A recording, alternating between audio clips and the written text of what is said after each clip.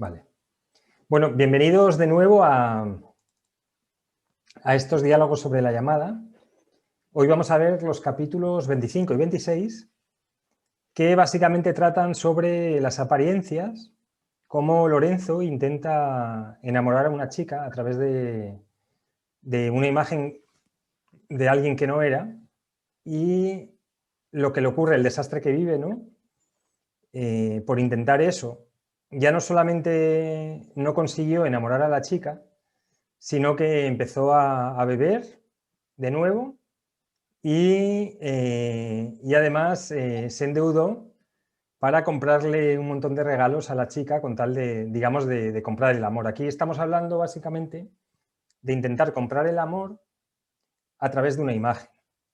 Y es, digamos, la prueba en la que cae Lorenzo, que afortunadamente la providencia le hace ver que estaba equivocado, como ya veremos, y afortunadamente no dura mucho esa fantasía, duró más o menos un año en el libro, pero bueno, es un año de vida.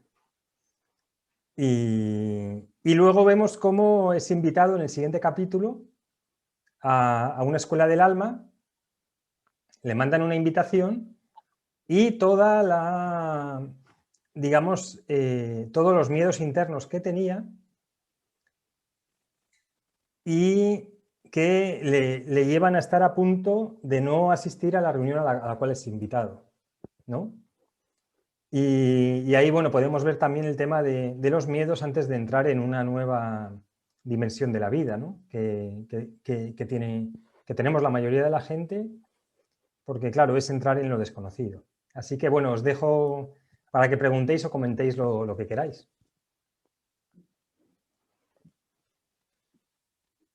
Magdalena. Sí, bueno, pues en este capítulo Lorenzo nos indica también en qué estado se encuentra entre la fantasía y la idealización, ¿no? Entonces, ¿en qué nivel se encuentra de la realidad? Si es que es así, porque realmente todo el tiempo está fantaseando, ¿no? Encontrar a la mujer de sus sueños, cambiar la imagen actual que tiene por otra que cree que así va a lograr lo que él quiere, a la mujer de sus sueños, y se van a fijar en él, ¿no? Bueno, a pesar de que todo esto es un gran sufrimiento, ¿no?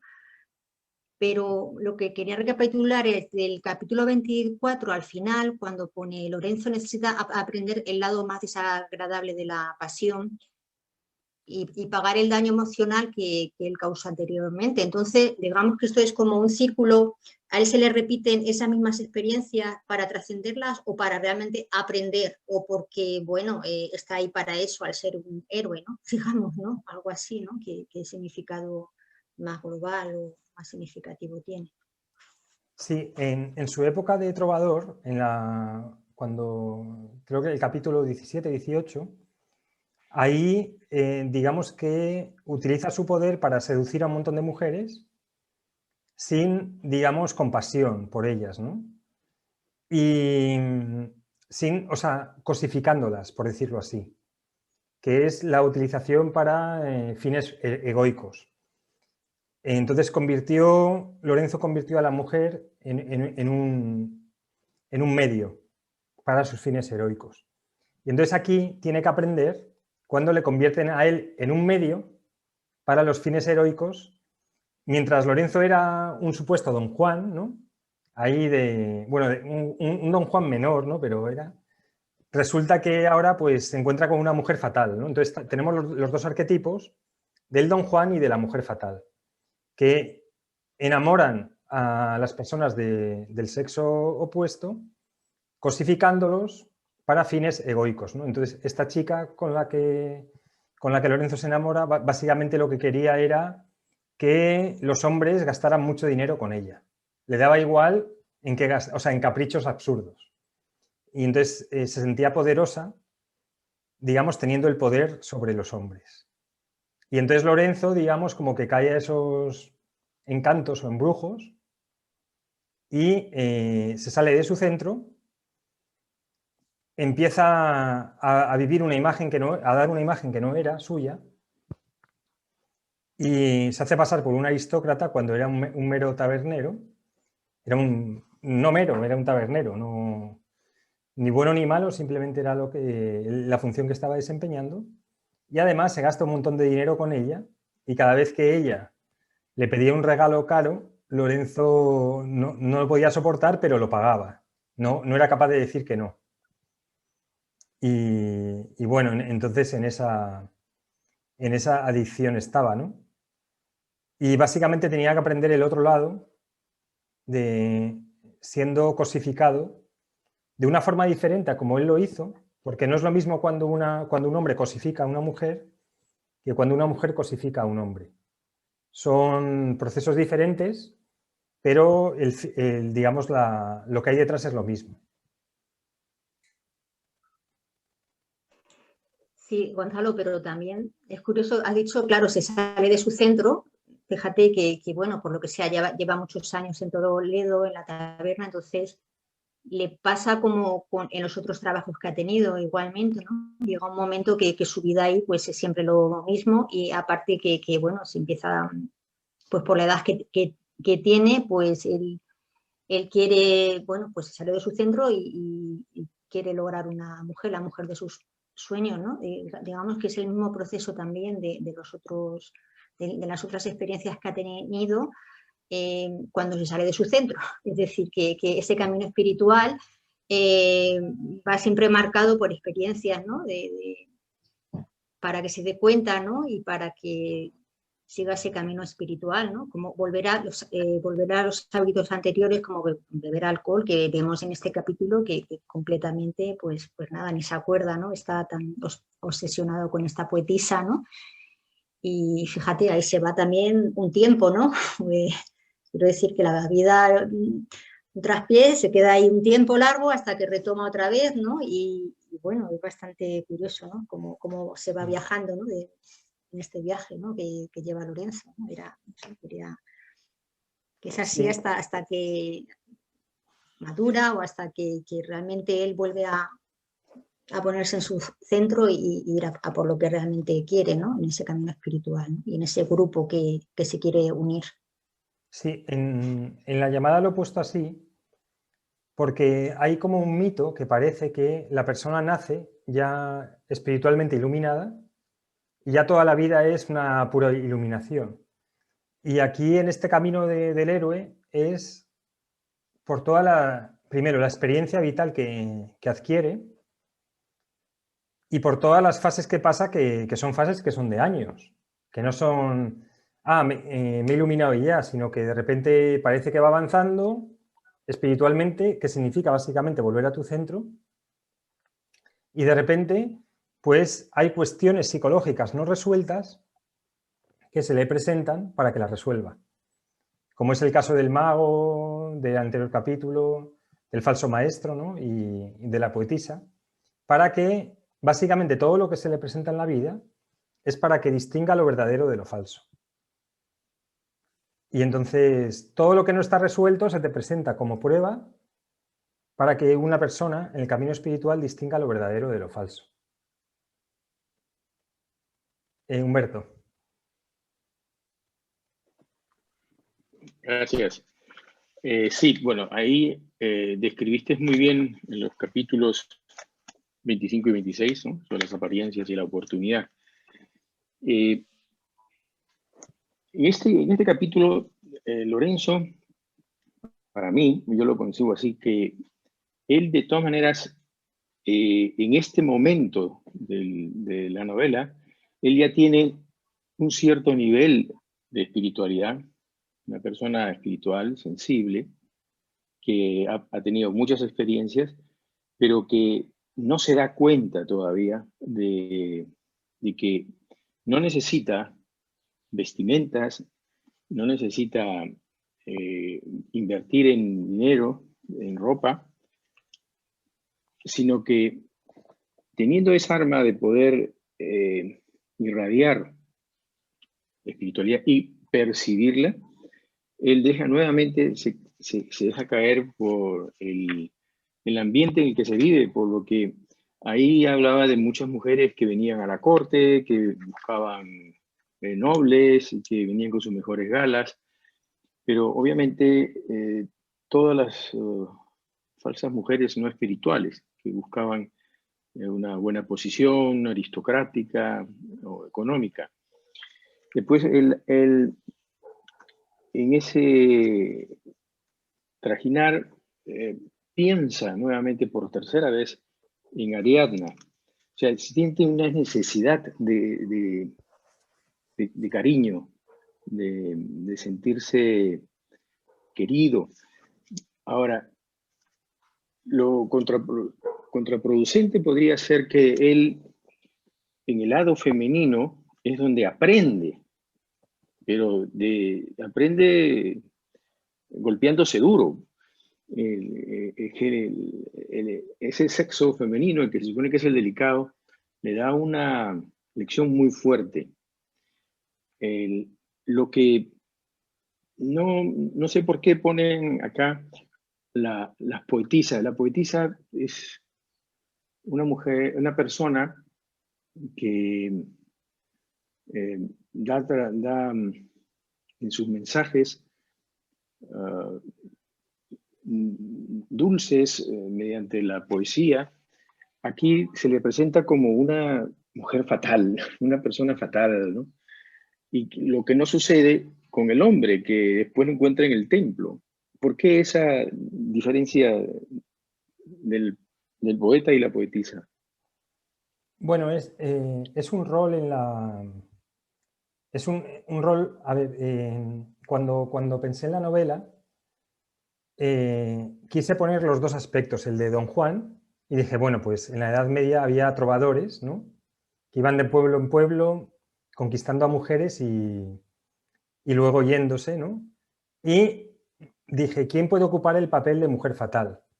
Y entonces me di cuenta que en la corte pues había, digamos, había chicas que venían con el afán básicamente de tener un matrimonio con una persona adinerada, ¿no?, o con alguien de poder. Y esto sería equivalente a, por ejemplo, ahora, pues a lo mejor podría ser equivalente a irse a Hollywood y todas las chicas y modelos que van allí para conseguir un papel en una película o para, digamos, para triunfar en el mundo del teatro, del cine, o que se van a Nueva York, pues antes venían a Toledo y entonces a lo mejor había mucha competencia, ¿no?, entre ellas incluso, para ocupar un cargo de poetisa en la corte. Y entonces, bueno, utilicé ese personaje como forma de encarnar, digamos, la mujer fatal, ¿no?, el arquetipo de mujer fatal. Entonces, a lo mejor no era así, las poetisas eran diferentes a como se pone en el libro, pero básicamente era un rol que tenían que hacer. Entonces, su papel era divertir a la corte y entonces, a cambio de esa diversión, pues digamos que los hombres le compraban todo tipo de caprichos o de regalos y ya, bueno, ya depende de cada persona ahí, ¿no? Entonces, en este caso he puesto a la poetisa que, por decirlo así, que se iba con aquella persona que le proporcionaba más. En función, cada día era diferente. No es una crítica, sino que simplemente es el rol que ella ocupaba y cómo Lorenzo cae, digamos, en esa competencia, pensando que vistiéndose de aristócrata la poetisa se iba a enamorar de él. O sea, sería un caso ahora como las modelos ahora, ¿no?, por decirlo así. Y bueno, o sea, no es ni bueno ni malo moralmente, sino simplemente es poner el rol de estos arquetipos, ¿no?, de Don Juan y de mujer fatal. Al final del capítulo, él, al recuperar el centro, tiene la suerte de ver a esta poetisa o a esta persona, no olvidemos que sea poetisa, sino a esta persona, que pues con el paso del tiempo llegó a tener pues una persona vacía de espíritu, con un cuerpo denso, vacío también, y creo que eso le dio una satisfacción, no una satisfacción de regocijo, de venganza, sino como que se dio cuenta de que lo material, pues, físico pasa y lo que hubiera quedado en esa mujer, si hubiera sido un poco más espiritual, algo rescatable. Pero bueno, acá dice que pasa, su belleza externa se había marchitado y su cuerpo reflejaba un vago recuerdo de lo que fue tiempo atrás, ¿no? Sí. Pero Esto, eso es... sí.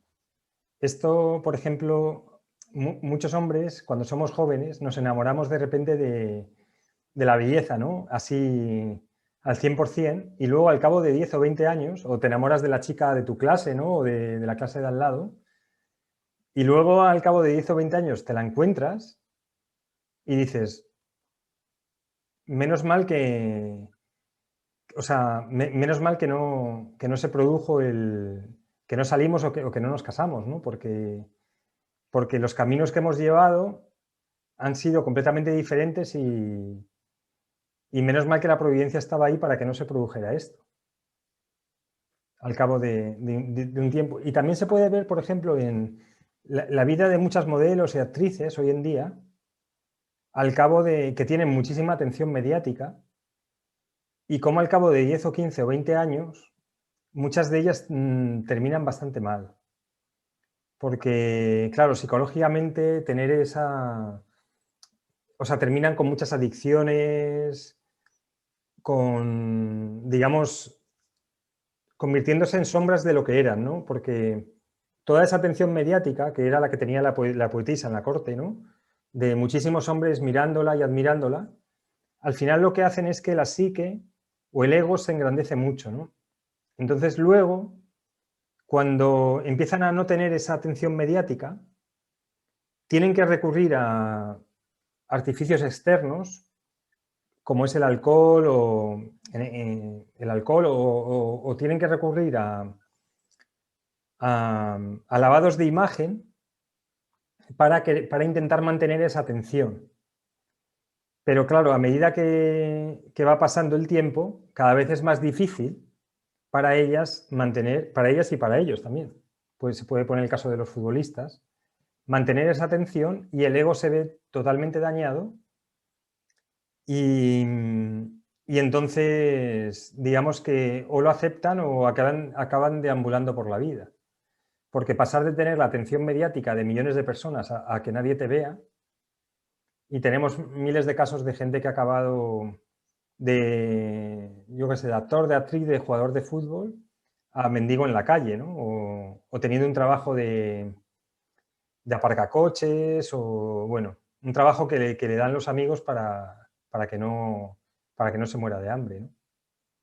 Entonces, ahí lo pongo también para que todas las personas que muy jóvenes tienen mucho poder y mucho poder mediático, se den cuenta que eso tiene su precio y que si no están dispuestos a pagar el precio de renunciar en un futuro a que eso ocurra, o sea, a tomarse eso como es un regalo de la vida, tener esta atención, como le puede pasar a muchos influencers ahora, es un regalo de la vida que esto me ocurra sin merecerlo, porque no he hecho nada para merecerlo, solamente tener un cuerpo bonito o tener la capacidad de magnetismo, ¿no? En las redes sociales o lo que sea, pero que eso de repente de un día para otro se acaba por cualquier motivo, ¿no? Y entonces ser capaces de agradecer eso, pero no quedarse atados a eso, ¿sabes? Como que se lo mereciera.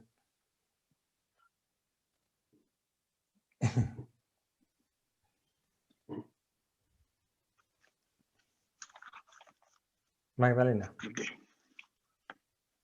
Sí, bueno, voy a retomar un poco, bueno, lo que comentaba en el capítulo 26. Bueno, también quería comentar quizás del capítulo 25 lo que es la gracia de Dios, que a lo largo de los capítulos anteriores ha salido en varias ocasiones a Lorenzo, ¿no? Eso, de una forma dolorosa, como es en este caso, darse cuenta, volver a situarle en el camino de la verdad, de la belleza y de la bondad, ¿no? Me parece muy interesante, ¿no? Y igual, aunque sea de una forma dolorosa, pero nos encontramos señales en el camino para alejarnos, ¿no? de esa situación que nos está haciendo daño, o desde esa parte del ego que se está actuando, ¿no? Y bueno, que yo creo que todos en general nos dan señales o nos pasa algo en la vida que hace que por esa trayectoria por la que vamos, pues surja algo o alguna señal y nos haga desistir y retomar el camino, ¿no? Que bueno, que creo que tiene que ver un poco con toda la parte del ego, ¿no? Y la parte de maduración del camino de Lorenzo, ¿no? El enfado de Lorenzo también, que es consigo mismo, que en este capítulo también haces alusión en todo momento a esa parte del ego, ¿no? Y cómo se relaciona consigo mismo, ¿no? Y bueno, simplemente era que me parece muy significativo y bueno, para mí, vamos. Sí, o sea, cuando nos salimos de nuestro centro, bien puede ser a nivel empresarial, bien puede ser a nivel de relaciones, la providencia normalmente nos saca de eso con sufrimiento, y ese sufrimiento puede venir o porque la relación se termine, o porque nos damos cuenta cómo es la otra persona realmente, o porque nos engañan, o porque perdemos todo el dinero, porque nos arruinamos. Pero ahí no está el final si la persona quiere, porque Lorenzo podría haber seguido empeñado, a pesar de haber visto a lo mejor que cómo la chica le humillaba, ¿no? Y podía haber seguido empeñado en querer conquistarla, y podría haber seguido ahí otro año o dos. Entonces, hay personas que o entras en un negocio, te arruinas, el negocio se ve que no tiene ni pies ni cabeza y sigues, ¿no? Entonces, hasta que rectifiques, el sufrimiento, o sea, el nivel de sufrimiento lo elegimos nosotros. Entonces, ahí Lorenzo tiene suerte que solamente fue un año, que podía haberse alargado 5 años o 10 años con esa fantasía y haber perdido haber perdido no sé, sus oportunidades, ¿no? De crecer. Y entonces, normalmente la providencia, la misericordia de la providencia a veces viene, esto en la cábala sería Geburá, que viene de aplicar la disciplina amorosa. Entonces, la disciplina amorosa es el sufrimiento para que la persona se dé cuenta que se ha equivocado, que ha salido de su centro, le generamos un sufrimiento para que vea la verdad y así pueda rectificar. Pero aún así hay gente que tampoco rectifica, eso ya depende de cada uno. María. Sí, te quería comentar que por qué elegiste el castillo de Almonacid para la reunión del grupo espiritual. He estado mirando en internet y he visto que ese castillo en el siglo XI pasó a ser propiedad de Alfonso VI como parte de la dote de su esposa Zaida, que me ha parecido muy curioso que se casara con una mora, y este lo donó a la catedral. Entonces, en el siglo XIII no sé muy bien la situación del castillo de Almonacid. ¿Por qué elegiste ese enclave? Creo que lo comento en el libro. Básicamente, digamos que la catedral, digamos, lo rentaba a quien lo quisiera utilizar, o sea, lo utilizaban como renta. Y entonces un judío, uno de los judíos que estaban en la Escuela del Alma, un financiero, lo había rentado por 25 años, creo que lo leí en algún documento por ahí. Y entonces, digamos que tenía el uso y la disposición del castillo a cambio de pagar una cantidad a la catedral.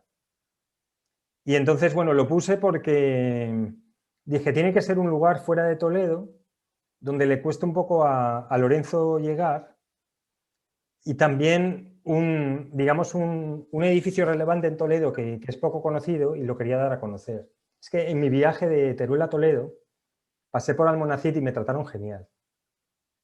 Porque estaban en fiestas del pueblo y entonces hablé con el alcalde y me dijo, quédate aquí a dormir si quieres. Le conté que estaba haciendo el libro y entonces me dejaron un sitio para dormir, pero bueno, al final no me quedé a dormir, pero la verdad que me trataron genial allí. Y dije, bueno, pues voy a poner, no lo tenía pensado, pero dije, voy a poner aquí el castillo de Almonacid como lugar donde se reunían. Y aparte que está genial, ¿no? O sea, un sitio muy... Yo pude subir, ahora está medio en ruinas, ¿no? Pero yo pude subir y la verdad que está muy bien el sitio. Y dije, bueno, pues aquí se reunirán, ¿no? Para tener las reuniones de la Escuela del Alma. Y Muchos también de te quería comentar que tenían en cuenta las fases de la luna para reunirse.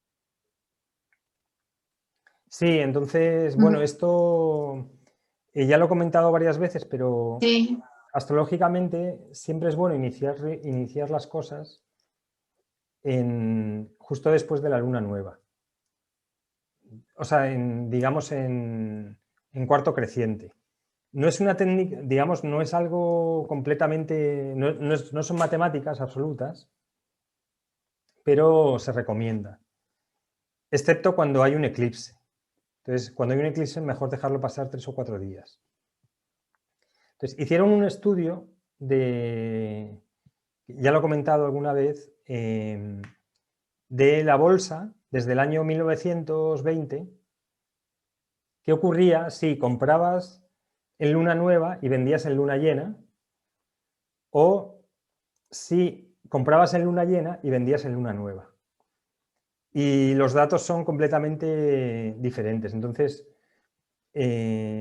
básicamente comprando en luna nueva y vendiendo en luna llena, multiplicabas a lo mejor por 30 por 40 tu capital en 100 años. O sea, ganabas mucho más de lo que ha ganado la bolsa, mientras que comprando en luna llena y vendiendo en luna nueva, casi te mantenías igual, pero perdías toda la inflación. O sea, había una diferencia brutal. Y esto es así porque, digamos, como en luna nueva está pensado para que se planten las semillas y en luna llena para recoger. En luna llena, si os dais cuenta, hay mucha más excitación social. Entonces eso lleva a la gente, digamos, a actuar más que en luna nueva. Entonces, digamos como que cuando hay tanta excitación es cuando ya empieza a bajar el ciclo. Es el comienzo. Y entonces hay que esperar un nuevo ciclo para volver a invertir o volver a sembrar, ¿no? Entonces, bueno, Sí. es algo a tener en cuenta, pero no son matemáticas absolutas. Y luego también que la vida, hay veces que no se puede siempre en el mejor momento propicio, ¿sabes? Si estás viendo el mejor momento astrológico para todo, al final no vives. Entonces, son, digamos, consejos que uno puede aplicar a su vida para tenerlo en cuenta, básicamente, pero la decisión siempre es tuya. Sí. Humberto. Yo no lo había escuchado nunca, lo del tema de la fase de la luna. Sabía que existía, pero no tenía mucho conocimiento. De hecho, en los calendarios siempre vienen las fases de la luna de cada mes y nunca me había fijado. Me he empezado a fijar un poco a raíz de esto, de la influencia de la luna. Sí. Sí, o sea, es una cosa tenerlo en cuenta, pero tampoco que gobierne tu vida, ¿no? Entonces, Sí. si puedes comprar una casa y firmar el contrato una semana antes, una semana después, pues mejor cuando sea luna nueva. Todo parece que fluye más. Pero si no te dejan otra fecha y es la casa de tu vida y es tu oportunidad, perder la oportunidad para esperar a la luna nueva, pues a lo mejor no es lo correcto, ¿no? Entonces, Claro. digamos que todo Es mejor. algo orientativo, ¿no? Sí. Por ejemplo, la astrología, si veis la Declaración de Independencia Americana y la Constitución, y cuando nace Estados Unidos, lo tienen súper estudiado astrológicamente, y que es el 4 de julio, creo que es a las 4 de la mañana de 1789, creo que es. Pues si ves la carta astral de Estados Unidos, ves que es brutal, es buenísima. En cambio, ves la del euro, ahí ves que lo hicieron como... O sea, no tenieron en cuenta nada ahí. Entonces, el dólar ya lleva pues 200 y pico años como casi moneda, digamos, única en el mundo, mientras que el euro está ahí recién nacido y con problemillas, ¿no? Entonces eso, bueno, lo tuvieron en cuenta, pero no quiere decir que sea infalible ni para siempre. Sí, es algo a tener en, sí, puedes tenerlo en cuenta y también, bueno, si crees un poco en esto y te gustan este tipo de cosas. Sí. Bueno, aunque a lo mejor esto es independiente de que lo creas, claro. Dicen que los millonarios no utilizan la astrología, pero los multimillonarios tienen todos a un astrólogo de referencia. Porque, o sea, al final hay una serie de corrientes en el mundo psicológico que la astrología los ve y que influyen en la gente, bien por convención o bien porque realmente tienen influencia. Y entonces dicen, voy a iniciar un proyecto cuando, digamos, tengo la corriente en contra o la corriente a favor. Entonces ahorran, digamos, sus recursos para ponerlos en el momento adecuado. Y bueno, esto ya cada uno que crea lo que quiera, ¿no?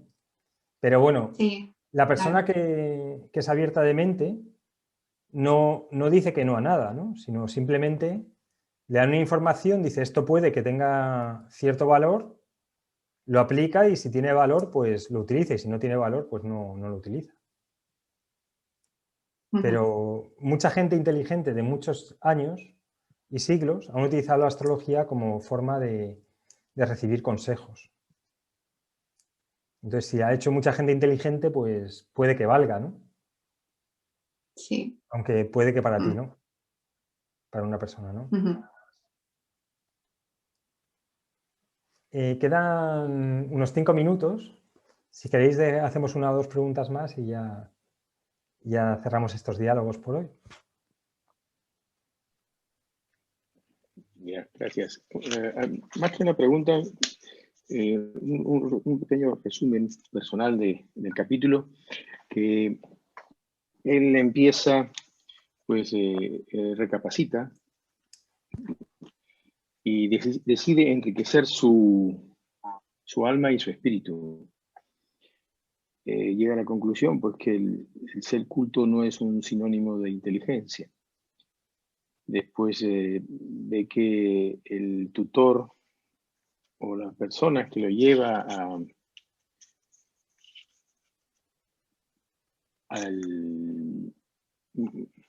la escuela, lo invita para que vaya y aprovecha y piensa pues que tanto la luna como el sueño lo animan, lo llenan de la ilusión para poder ir a ese encuentro. Por eso los sueños tienen un valor importante en las decisiones de la vida de Lorenzo.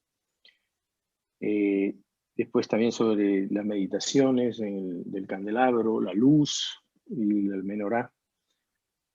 Pero ahí hay algo que cuando llega, y me he sentido en una de las meditaciones que hacemos en la escuela, en que él piensa que es el único invitado o el invitado de honor, ¿no? Y en verdad era una invitación de iniciación, o sea que como que todavía iba a pasar por el consenso para poder ser aceptado.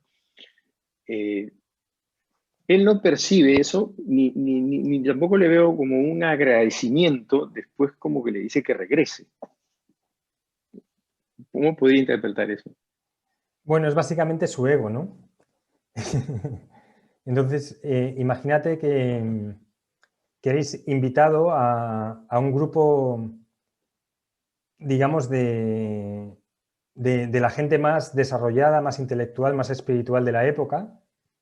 Supongamos que te invitan, no sé, pues Warren Buffett, ¿no? A nivel financiero, luego está a lo mejor Elon Musk, están gente espiritualmente muy desarrollada de la época, Steven Spielberg, ¿no? Están todos allí en un grupo, ¿no? Y va el tabernero que le han invitado, ¿no? Y se enfada, se enfada con ellos, porque, bueno, ponen un poco a prueba el ego del muchacho, ¿no? Del pobre hombre ahí. Se enfada, dice que no quiere volver más Y entonces le vuelven a invitar, después de hacer tiene que hacer un pequeño ritual que es mantener una vela durante un mes para ver si tiene la disciplina suficiente. Y el hombre, nada, sigue allí medio enfadado, ¿no? Para que veamos lo ridículo de las personas muchas veces, ¿no? Que dicen, mira, vas a entrar en un grupo que te va a cambiar tu vida y resulta que estás aquí con tonterías de niño pequeño, ¿no? Así que, así que bueno, sí, y es normal, ¿no? Entonces, para que él mismo vea su propia tontería, ¿no?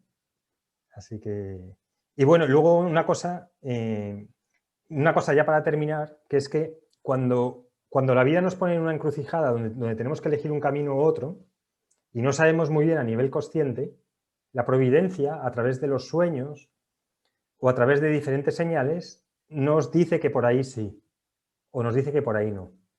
Entonces es por lo que Lorenzo recibe estos sueños y además ve al grupo que acaba de ver, todos vestidos de blanco, le explican en sueños lo que no le explican tras no haberle dejado entrar. Así que